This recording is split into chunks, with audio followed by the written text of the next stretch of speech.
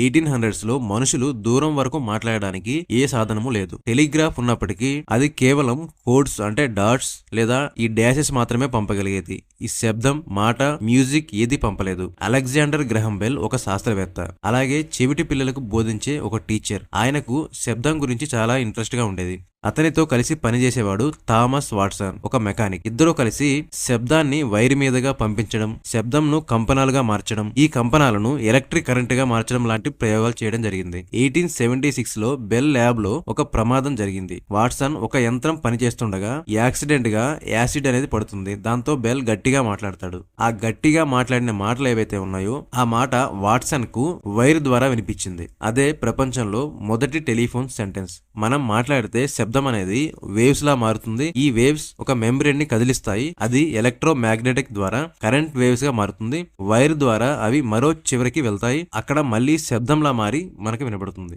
Simple గా చెప్పాలంటే మన మాటల వల్ల గాలి అనేది కొద్దిగా వైబ్రేట్ అవుతుంది. ఇది సౌండ్ ఫ్రీక్వెన్సీ. టెలిఫోన్ రిసీవర్ ముందు ఒక పలచని ప్లేట్ అంటే ఒక డయాఫ్రామ్ అనేది ఉంటుంది. మన సౌండ్ అనేది దాన్ని కదిలిస్తుంది. ఈ మెంబ్రేన్ కు ఎలక్ట్రో మ్యాగ్నెట్ కనెక్ట్ చేసి ఉంచుతారు. డయాఫ్రామ్ గనక కదిలితే కాయిల్ కూడా కొంచెం కదులుతుంది. మ్యాగ్నెటిక్ ఫీల్డ్ అనేది కొద్దిగా మారుతుంది. కరెంట్ లో చిన్న చిన్న మార్పులు అనేది ఏర్పడతాయి. ఈ చిన్న చిన్న కరెంట్ లో మార్పులు మరో టెలిఫోన్ వరకు వెళ్తాయి. మరో చివరిలో కూడా అదే సెట్ ఉంటుంది. ఈ కరెంట్ లో మార్పులు కాయిల్ ని కదలడం, ఈ డయాఫ్రామ్ ని కదిలించడం జరుగుతుంది. అంటే మన మాటలు అక్కడ అచ్చం అలాగే వినిపిస్తాయి. మొదట్లో ఎలాంటి నంబర్స్ అనేవి లేవు. మనం రిసీవర్ ఎత్తగానే టెలిఫోన్ ఆపరేటర్ లైన్ లోకి రావడం జరుగుతుంది. మనం ఫలానా వ్యక్తికి లైన్ కలపండి అని అడిగినప్పుడు ఆపరేటర్ మన ప్లగ్ ని తీసుకుని ఆ వ్యక్తి లైన్ లో పెట్టేది. అలా కాల్ కనెక్ట్ అయ్యేది. దీన్ని మాన్యువల్ స్విచ్చింగ్ అంటారు.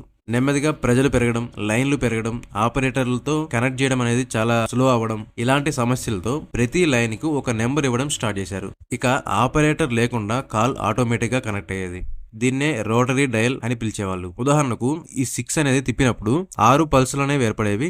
3 తిప్పినప్పుడు 3 పల్సులు, 9 తిప్పినప్పుడు 9 పల్సులు. ఈ పల్స్ సిగ్నల్స్ అనేవి టెలిఫోన్ ఎక్స్చేంజ్ కి వెళ్లేవి. ఈ ఎక్స్చేంజ్ లో ఒక ఆటోమేటిక్ మిషన్ అనేది ఉండేది. మనం నెంబర్ డయల్ చేసినప్పుడు ఈ పల్సెస్ అనేవి ఎక్స్చేంజ్ కి పంపబడేవి. ప్రతి పల్స్ ఒక స్టెప్ కు సంబంధించింది. యంత్రం ఒక పల్స్ ను లెక్కబెట్టి మీరు డయల్ చేసిన నెంబర్ ఎవరిదో కనుక్కునేది. అప్పుడు ఆ లైన్ కు మీ లైన్ ను కనెక్ట్ చేసేది. ఉదాహరణకు 28456 అని డయల్ చేశారు అనుకుందాం. 2 అంటే 2 పల్సెస్ మనం తిప్పినప్పుడు ఎక్స్చేంజ్ కి ఫస్ట్ సెలెక్టర్ అనేది కదిలేది. 8 పల్సెస్ తిప్పినప్పుడు సెకండ్ సెలెక్టర్ అనేది కదిలేది. 4 పల్సులు తిప్పినప్పుడు ఈ థర్డ్ సెలెక్టర్, 5 పల్సులు తిప్పినప్పుడు ఫోర్త్ సెలెక్టర్, 6 పల్సులు తిప్పినప్పుడు చివరికి ఆ వ్యక్తి ఇంటికి లైన్ కలిసేది.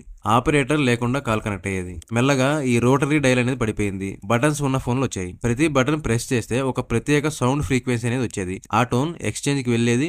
ఎక్స్చేంజ్ టోన్ విని ఏ నెంబర్ ప్రెస్ చేశారో తెలుసుకునేది. వెంటనే సరైన లైన్ కు కనెక్ట్ చేసేది. ఇదే మోడర్న్ మొబైల్ ఫోన్స్ కూడా ఉన్న ప్రాథమిక సిస్టమ్.